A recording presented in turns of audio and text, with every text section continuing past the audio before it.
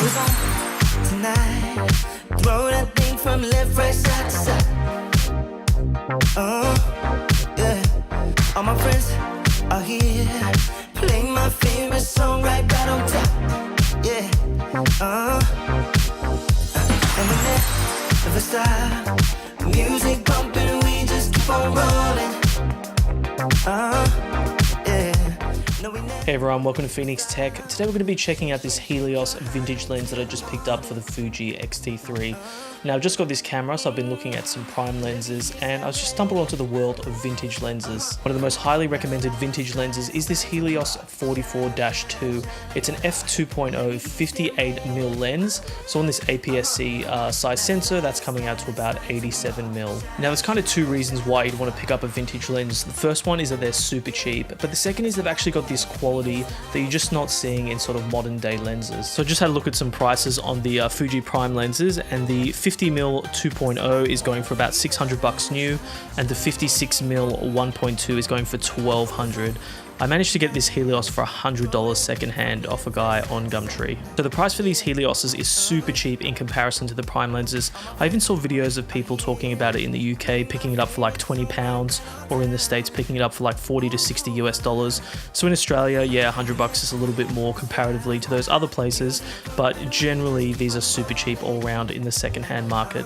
I'll just shove a quick little shout out there to Charles. He's the guy that I picked the lens off. He himself had picked up a bunch of vintage lenses and was actually sort of trading them in to buy some new gear, so we're all into the little vintage rat race here. That's something else to mention. These are 50-year-old lenses, secondhand. They may have been past hands 5-10 times, or maybe they have the original owner now, but they're all going to vary in quality. They're all going to have slightly different variations on the final result.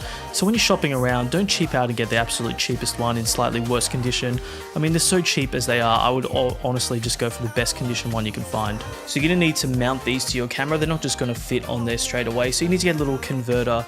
This Helios 44-2 uses an M42 mount, so I just jumped onto Amazon and picked up this one. It was about just under $30 delivered, so very, very reasonable. When I go looking for my next vintage lens, I'm going to look for some M42s. I don't really want to amass a whole bunch of different mounts, but you know, if I have to buy 2 or 3, they're not that expensive. So no autofocus with these lenses. It's actually quite a bit of a deal breaker for some people, but I'll talk about how I shoot with these lenses on the X-T3 a little bit later in the video. If you're the sort of person that shoots in manual on whatever camera you get and you understand your camera settings very well, then I think using a manual lens is not going to be too hard at all.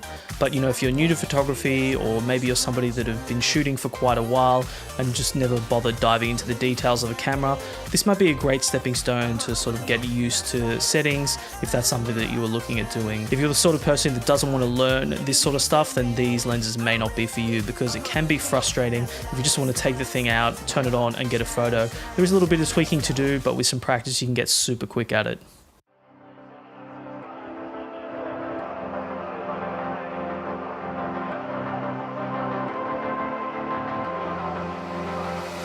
I'm laying down it to compile it. Oh no, I see you only when you're ballin'.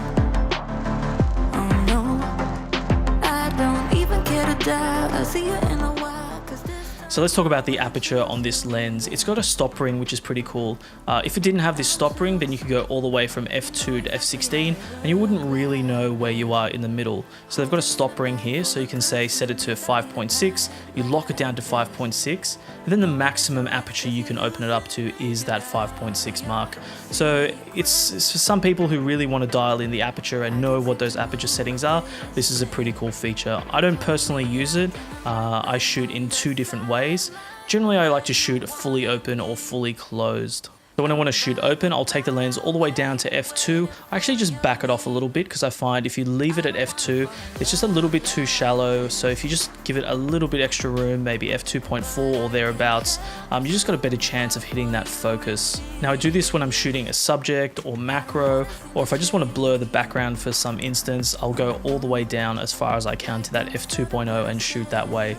I actually find this is where this lens sort of shines. This lens is definitely great for portraiture or macro, just any sort of time you want to shoot a subject in the foreground and have that background really blurred out.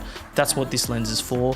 If you just want to shoot general landscape shots, I mean, it's an 87mm lens on this camera, so landscape's not really the main focal point of this lens. But if you did want to do that and you just want to get everything crisp and sharp, that's when I go all the way down to the f16 end. Now I'll run some test images here and just show you what I've done.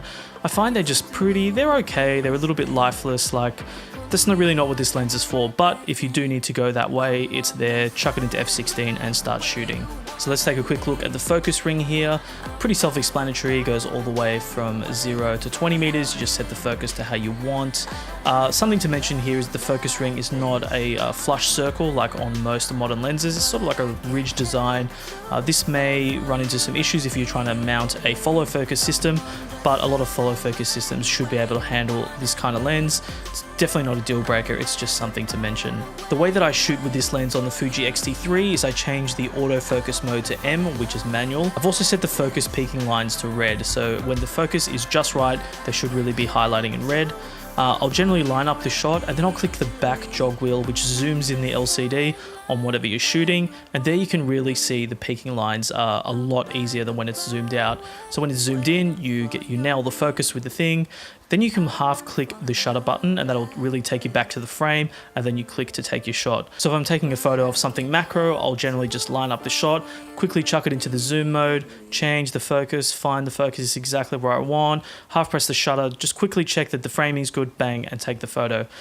So because I've got a little bit of wiggle room, I really like to shoot in like 125 or 250 just to make sure there's no sort of handheld blur, and the results I've been getting have been pretty good. So shooting with this sort of lens on the X-T3 is actually fine. You really get used to it. If you go out for half a day shooting, you'll totally get accustomed to it pretty quickly. So we talked about the characteristics of this lens. The way that it deals with sun flares is actually pretty wicked. You know, a lot of people sort of say it's a major detraction when you're shooting outside. You need to be careful, make sure you get the best lens hood possible. I actually like to use the sun flares to my advantage.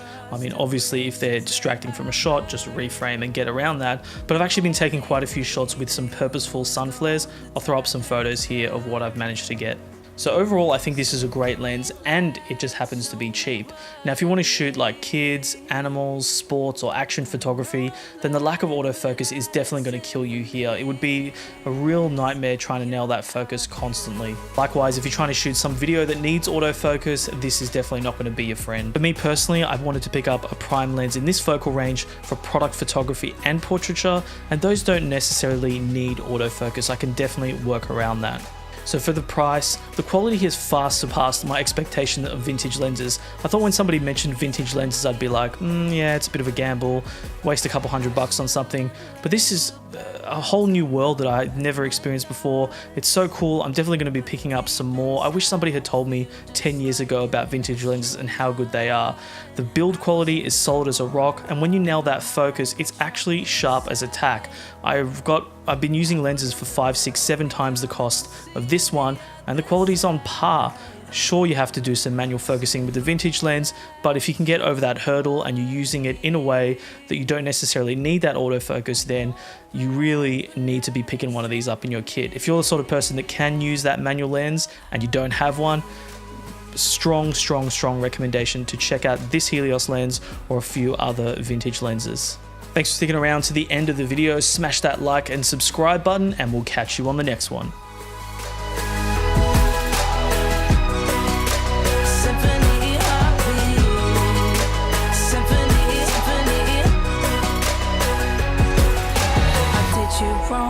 Now that's an understatement.